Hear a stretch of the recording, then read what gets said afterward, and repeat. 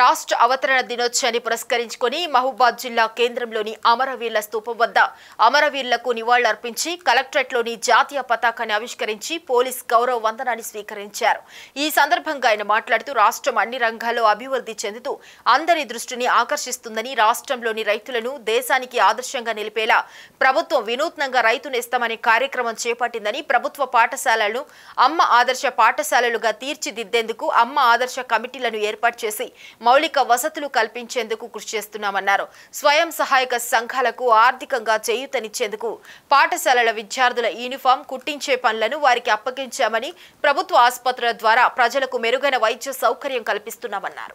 ఈ కార్యక్రమంలో జిల్లా SP Sudheer Ramnath Kekan, additional collector David, Naveen Vatsal Toppo, RTO Alivelu, జిల్లా అధికారులు తదితరులు పాల్గొన్నారు.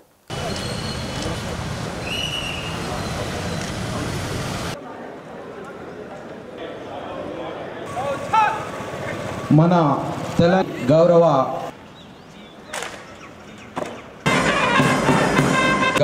కోరుతున్నాం.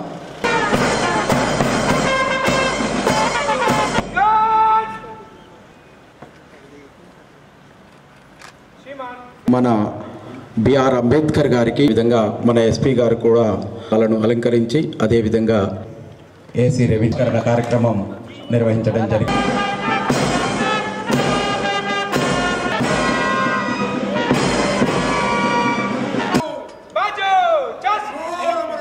శుభాభివందనాలు.